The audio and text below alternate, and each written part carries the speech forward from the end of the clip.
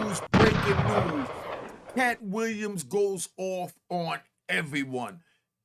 Yo, check this out. Tiffany Haddish, you know what I mean, about how she would have. But watch this joint and make sure you understand. Subscribe at Mecca Audio TV and hit the notification bell. Subscribe at Unique Mecca Audio Prison Stories. They're going to be going up. Got over 200 of them. Let's keep it moving. Hey, yo, hold up, son. Just make sure you hit the QR code on the screen.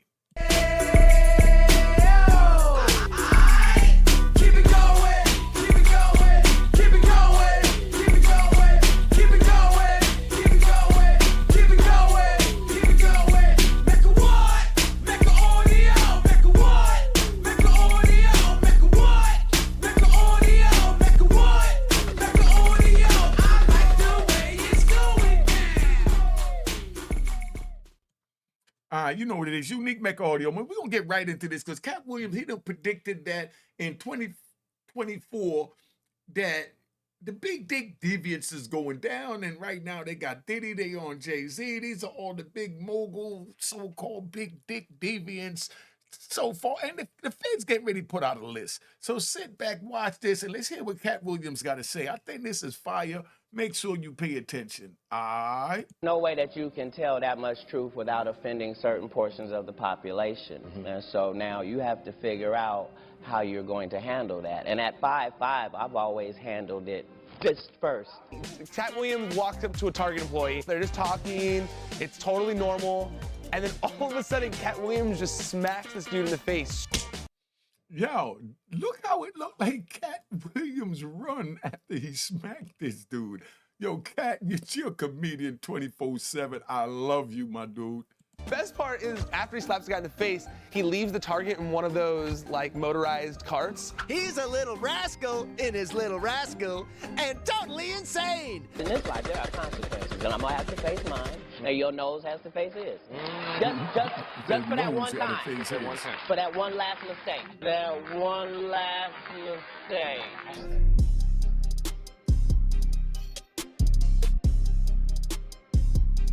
All right, stop. I stop right here because when I was in prison serving my 26 years, you know, I was serving life plus 20, and I wound up doing 26 and a half. But this is the stuff I seen about Katt Williams. Katt Williams arrested for assault. Katt Williams arrested, you know what I mean? It was nabbed by the cops for fighting a teenager. Katt Williams smacks a Target worker. They made Katt Williams look like this derelict. And then now I come home and Katt Williams is on top of the world. He went on Club 𝐄𝐍𝐶 and got him over $10 million for one video. And they said Katt Williams was like a low-budget actor, but yet he just made a debut on Club 𝐄𝐍𝐶. Big round of applause to Club 𝐄𝐍𝐶. All right, relax, y'all.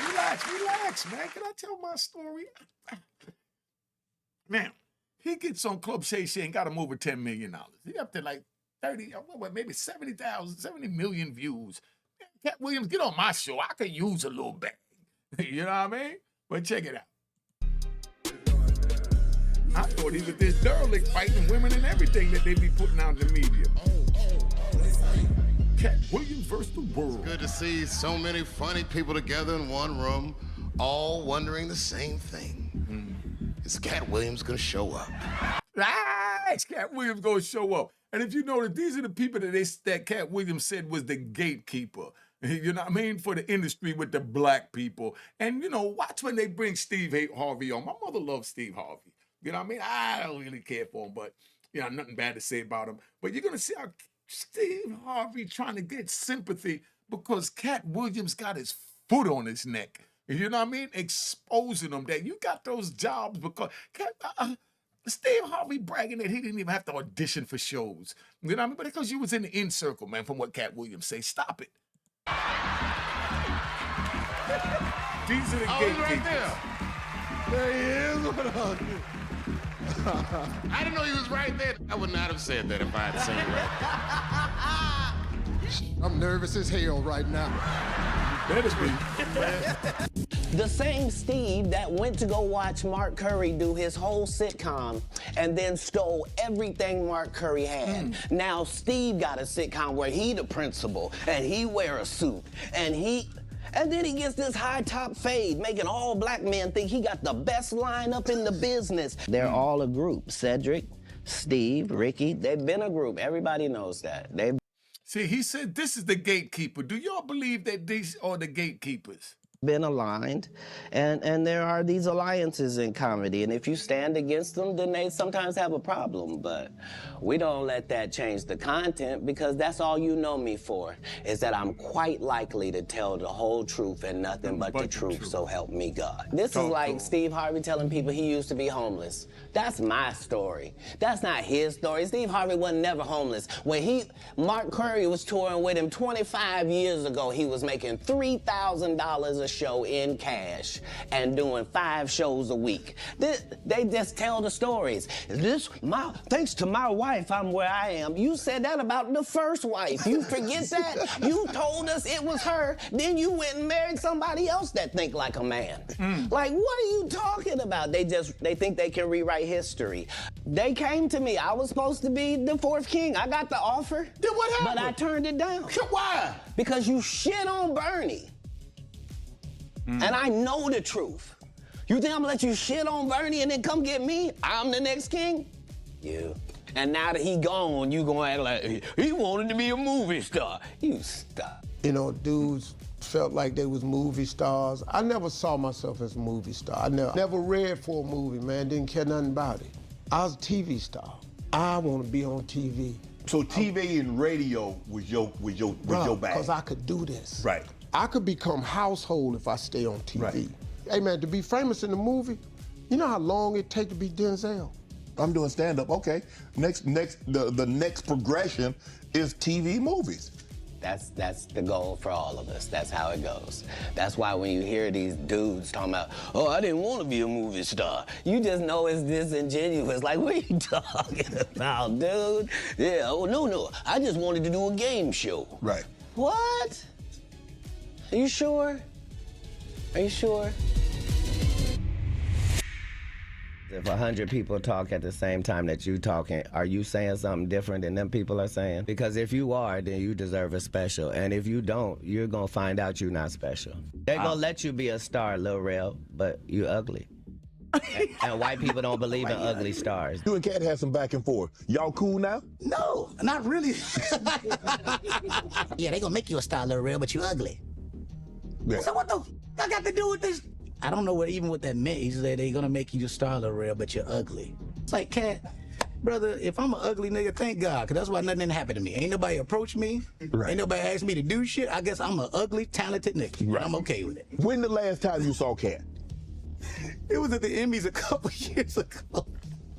So this is when we into it. Like this is happening. Yeah, okay, y'all go. We did the videos, it's happening. I just presented an award at the Emmys. I go backstage, right? And Chappelle don't know me and this dude beefing. Right.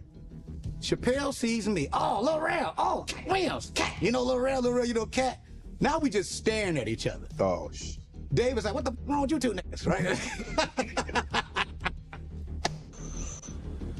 Man, I will fold Lil Rel into a small package and sit it inside of Kevin Hart, and then tie it up with a 𝐓𝐇𝐈𝐒 and plant that. I want to know. I think the world want to know what happened between you and Ali Sadiq.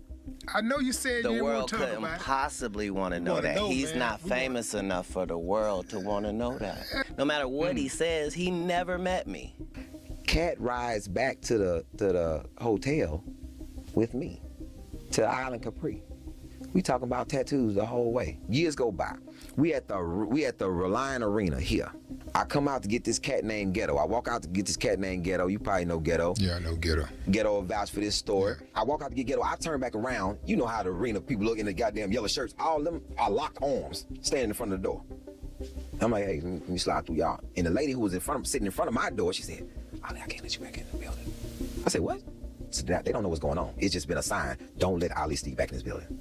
Katt's security at the time, dude's name is Carl. Carl comes and he talking over the shoulders of the security people. I'm standing outside, me and Ghetto. I'm like, what the fuck is going on?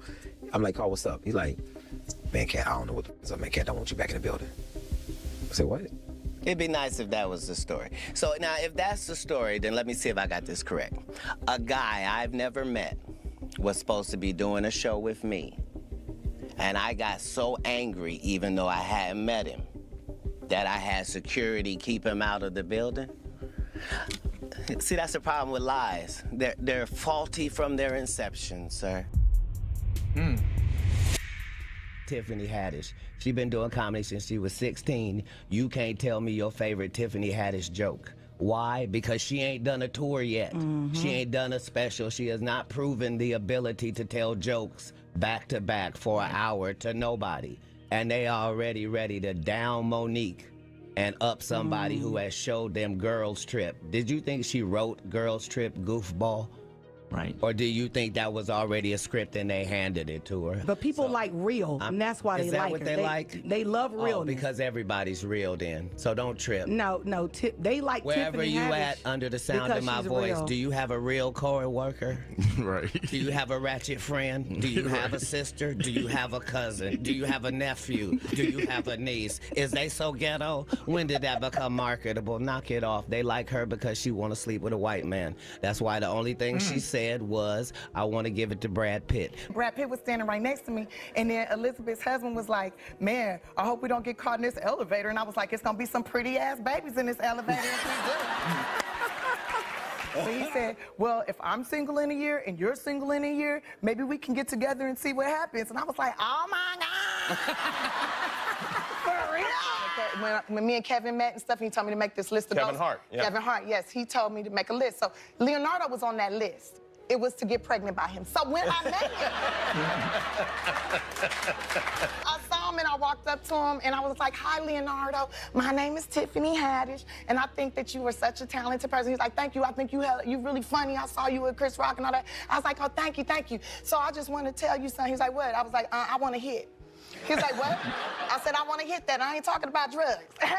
She had a white husband for the 14 years she been doing comedy, and then all of a sudden, divorced him, then said he abused her, then wrote a book, then said he didn't, and then now we're at Brad Pitt. So hey, you can say whatever you want. She said she got a disease for JJ. Don't nobody check for that. What did you think when you heard that before you responded? Well, I was like, dang, what'd I do to him? Did I f his man? And then I was like, damn, you're stupid, you're funny. That's what I thought at first.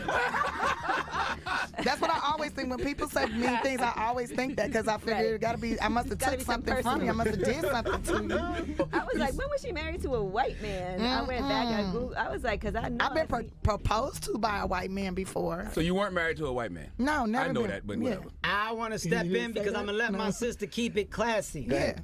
My frustration with Katt Williams comes from, you keep pointing at Hollywood. Hollywood this, the white man, this, and this. When do you take responsibility for your actions? You had the shot. Katt was in that position at one point. You were the guy. Yeah. You were set up to be the star. You didn't show up to work. You f***ed off promo shoots. You became a risk to the studios, which is why the studios stopped f***ing with you. Why was he a risk? He chose drugs. Oh. People tell lies. Katt's on drugs. Where are the stories? Why is there no story of anybody who ever sold a drug to me, did a drug with me, was around me when I was inebriated? I got 5 daughters. I got 5 sons. Why would we tell these ridiculous stories? Hold up, Katt. They just put something up there saying that they found drugs and guns in the house. We need Katt Williams to explain that. Y'all need Katt Williams to explain that. Do y'all know anything about that? Could y'all explain that to me? Because I'm a little confused. I'm trying to keep up with this because I'm trying to give you all the proper content, but I got to be able to digest it so that I can regurgitate it to you. Because this is a bunch of crap, but it's entertaining. Because it's competition. In 15 years in Hollywood, no one in Hollywood has a memory of going to a sold-out Kevin Hart show, there being a line for him ever getting a standing ovation at any comedy club. He already had his deals when he got here. Have we heard of a comedian that came to LA and in his first year in LA, he had his own sitcom on network television and had his own movie called Soul Plane that he was leading? No, we've never heard of that before that person or since that person. What do you think a plant is? Everybody has to understand that Netflix doesn't have an opinion on stand-up comedy. They base what they pay you by the amount of ticket sales for your last tour. So Monique's last tour had 316,000 tickets. Therefore, that's what she got offered. My last tour had $2.4 million. Tickets. And so that's what the offer was. Wow. See, it seems like Kevin Hart is just too raw for Hollywood. Do you think Kevin Hart is too raw for Hollywood? Somebody put it in the comments, man. I'm liking this crap here. These tickets, he said he sold, what, 2.4 million tickets. False. On his last tour. False. That's more than Beyonce and Jay-Z. That's more than Justin Bieber and Justin Timberlake. You see what I'm saying? And now you got these. I don't want to disrespect Charlamagne because no, I'm talking about Charlamagne. I'm thinking of the singers, the Charlamagne, because it's like they trying to appease Kevin Hart by discrediting Katt Williams. Are y'all hearing that, or I'm hearing it a little different? Because, like I said, my mind works different. I see the root when I look at a tree, even when I'm looking at the branches on the top. All right, and the root of this sounds like Kevin Hart is a little vexed. He's in the Hollywood circle, and it makes sense. He might be a plant. Kevin Hart even stole my chant, the 𝐄𝐍𝐈𝐒. I got Mark Stevens working his joint out. We can't wait to put a video up for you to see how Kevin Hart stole my chant and didn't pay me. And this is not allegedly, because I'm going to go at him to get my little bag. You know what I mean? So put in the comments if you think, you know, I should go with Kevin Hart because he used my chant, 𝐄𝐍𝐈𝐒. Remember this? I own 100% of that, and Kevin Hart did it in a, you know, a program, and he made a bag. Should I go get my bag? Somebody talk to me. There's a few other people that, you know, Mark Stevens wants to go after that, you know, I'd rather try and talk to him first so we can work it out amicably. Then if not, then I'll sick the pit bull Mark Stevens on him. You know what I mean? Because he's the legal pit bull and I'm the street pit bull, and that's what makes us a good team. So sit back. You're going to see some real blogs getting ready to go up about these artists that done stole. All right, let's finish this up. More than Billy Beyonce, Joel, the Eagles. That's more than Beyonce and Justin Timberlake combined. Okay, do you understand how many tickets 2.4 million tickets are? All in researchable information. So what are you saying, that Katt Williams can't sell 2.4 million tickets? Somebody talk to me. Is that what you're saying? You're trying to convince us that Katt Williams, there's no way he could have sold 2.4 or 2.5 million tickets. Do y'all think Katt Williams did that? You think Katt's wailing, or you think, you know, this 𝐄𝐍𝐈𝐒 jacker, that's what I'm going to call him. He's a jacker now. You know what I mean? The prison, a jacker is someone that beat their meat. So out here, a jacker is somebody that steal your joint so they can beat your meat off your profit. That's all it is. Kevin, I'm going to see you real soon, bro. I am sitting on 1.3 million tickets sold. There is nobody close to me in ticket sales and comedy. And you on a worldwide tour. I am worldwide. I am on par with the likes of your Bruno Mars, your Jay-Z, and Beyonce. Okay, I'm up there with those people. Talk. In comedy, it's unheard of to get those numbers. To throw out numbers like 2.4 million is ridiculous. That's false. It's not even close. Prove him wrong instead of telling us he's wrong. Show us your numbers at least, Kevin Hart. You know what I mean? Because you already jacked my joints. I can't really believe too much you say. Not mad at you because, you know, that's what suckers do. But anyway, show us that, you know, Katt's wailing. You're telling us he's wailing, but you didn't show any paperwork. Dave Chappelle, another great comedian, said that, you know, in the industry, they tried to make him wear a dress. I mean, I'm a conspiracy theorist to a degree. Like when I see that they put every black man in the movies in a dress at some point in their career, I'll be connecting them down like, why all these brothers gotta wear a dress? That's happened to me. I'm doing a movie with Martin. Yeah. The movie's going good. So I walk in a trailer. I'm like, man, this must be the wrong trailer because there's a dress in here. So the writer comes in. I think he's the writer. He's like, Dave, listen, we got this hilarious scene where Martin's sneaking out of jail. So he disguises you as a prostitute. And he put this dress on, and what? A prostitute? Nah, I'm not doing that. I don't feel comfortable with that. That should have been in the discussion. And then finally he's like, and he leaves, and then like the director comes, Dave, it really would be great if you wear the dress. Oh gosh, this guy's so difficult. They leave. Now producers come on, David would be so great. I mean, and then I started thinking about it. All the comics that I've seen, man, you know, strong brothers, why they be putting us in these dresses? But the minute it was clear, I was adamant, I'm not wearing a dress, I'm not wearing the dress. All right, fine, think of something else. Guy comes back 10 minutes later, the whole new scene. Damn, how did you write the scene so fast? You gotta take a stand. Have you ever ran into that with scripts, and is there something that, you know, you wouldn't do, you know, for I definitely haven't ran into to put on the dress. Kevin doesn't have to worry about what people are gonna say about him wearing a dress because of the long line of dress-wearing people before him. So now saying, why are we picking on poor little Kevin Hart? Because it was his turn next. Okay. Some of us are against the Illuminati. We are against the Illuminati at our own detriment. When people are against the Illuminati, then they get punched in the face all the time. The press hates them, and nobody likes them. End quote. I mean, we all love Dave Chappelle. I should have never worn these shoes. Just don't match my purse. I mean, you know, you have to have boundaries. You have to have limits that you refuse to cross. Kevin told you he wasn't gonna wear no dress until they offered him the dress, and then he put it on. And what did he say after he wore it? I made my own decision. It's all about choice. You know, nobody makes you do anything. Right. Nobody says this is what you got to do. This is the only way that you're going to do it. On Saturday Night Live, you know, it was a choice that I made. So I think it's all about your pick of what's funny to you. I only put on comedians that are funnier than me. Anybody that ever told you differently was a fat Faison liar. Faison said that getting a Netflix special is easy. I have 12 specials. Guess how many Faison got? 0. So why is he allowed to have conversations about real stand-up people? We do not let people who are on the juice discuss real athletes. That's all. He's doing an interview, and he has to say something about me. Yep. He wasn't even asked about you. Right. Yeah, he just brought you up out of the blue. Now you hear Vlad kissing ass.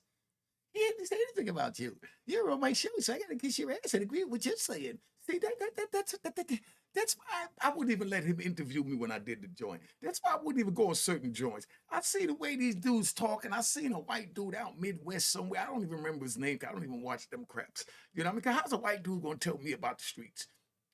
I mean, just tell me, how's a white dude gonna tell me about the streets? You know, not to disrespect nobody, but I mean, I'm hardcore and I know too much. So if I hear bull crap, I'm gonna call it. But I seen a white dude provoking killers on his podcast. As a matter of fact, I'm even gonna show a couple of those videos where, you know, interviewers walked out of the interviews and wanted to body everything. I'm gonna show you some of those interviews so you understand.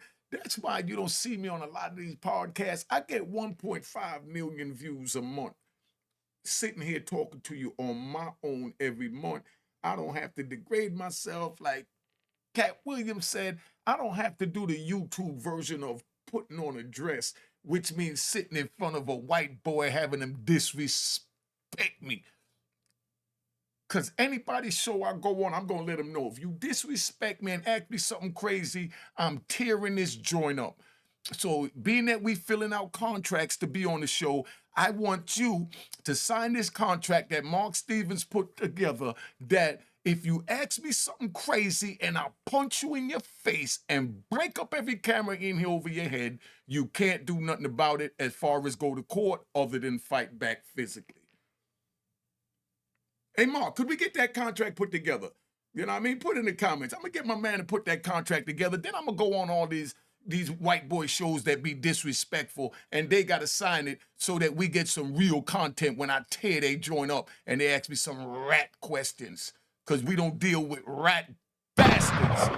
And I know that's why I only get 1.5 million views, but I'm comfortable with that because I'm reaching the right people that need to be reached. Let's finish up with Faison with this. Like, okay, when I see him, it's I gotta f him up. You know, Katt Williams is 5'3", and Faison. You talking about you gonna F up Katt Williams. See, this is what I'm saying. These are the type of dudes that you just need to get a contract put in place, right? So I'm telling you gangsters when you go on, you street gangbangers and everything, get with me. My number's on the screen, 917-680-9091. Mark Stevens would charge you a small fee to put a contract together that anything that derived from the questions asked on these crazy podcasts that you feel is a disrespect and you decide to get violent, they can't press charges and they can't sue you. And then you tell them, if you don't sign this Mark Stevens exclusive, I'm not getting on your show. Because they try and get people up there, talk crazy. They got a couple of weak-ass bodyguards that any one of the little homies from the hood could break their jaw because they never saw a fight. You know what I mean? They just 6'8", looking like lumberjacks, you know, with a beard, trying to hide their face because they scared to death. But these podcasts are security. I got little dudes, Katt Williams size, that'll break up any one of these securities. Because these are little pit bulls that grew up in the hood. And then you go on their podcast and they ask you these stupid questions. That's why no disrespect. No disrespect. That's why when I did my very first interview, you know what I mean? I did it with Queen Flip, and my man Bootsy told me he was official, blah, blah, blah. But then other people called me when they heard that I was going to go on the show and say, yo, that young boy's a clown. He be playing games and disrespected old kingpins.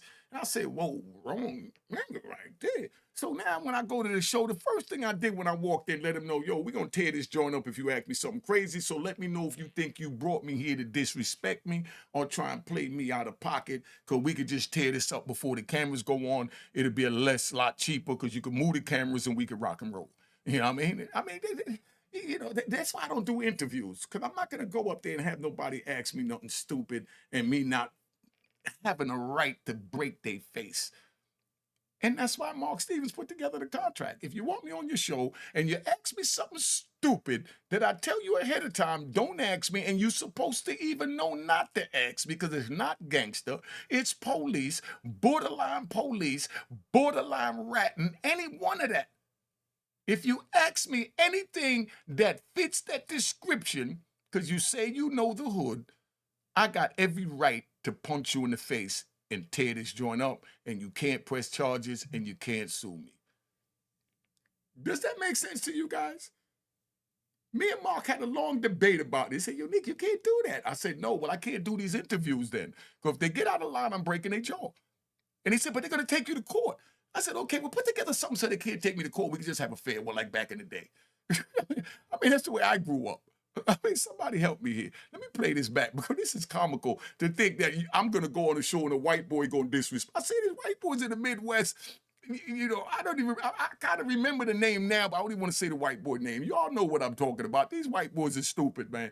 They play these internet games because they want to talk on the internet, and then when they see you in person, they don't want to do nothing but look around for the nearest police and keep their finger on the little emergency button to put like their car is in danger, like their car broke down in a black neighborhood when they run into people like us. That's why I don't do their interviews. Let's start this. Matter of fact, I'm ending this crap because I'm getting in my feelings even thinking about these white boys disrespecting these young brothers like that. Subscribe at Unique Mecca Audio Prison Stories. Go check out the prison stories. Subscribe at Unique Mecca Audio. Hit the notification bell and all that crap, and subscribe at Mecca Audio TV. Show some love. This is a gangster channel for gangsters and gangster support gangsters. All right? Cheers, cheers, toast the crime, toast the crime, the crime, the crime, the crime.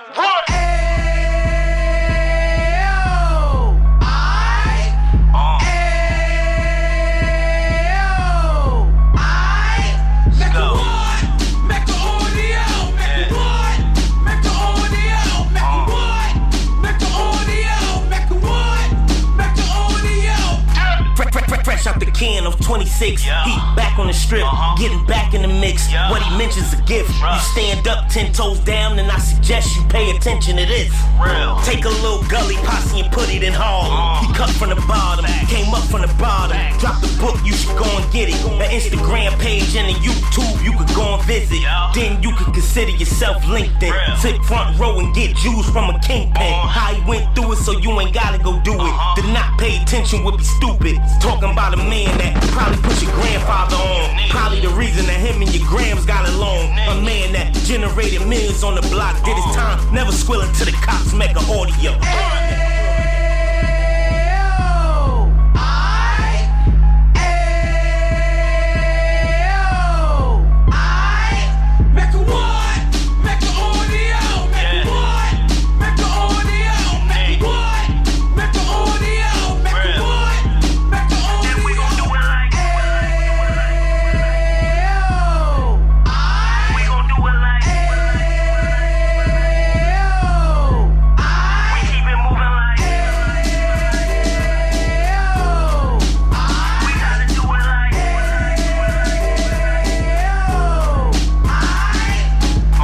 Get it live like 2 G's in the 90s. Drop top beamer so shiny. I let shorty go, she was wine.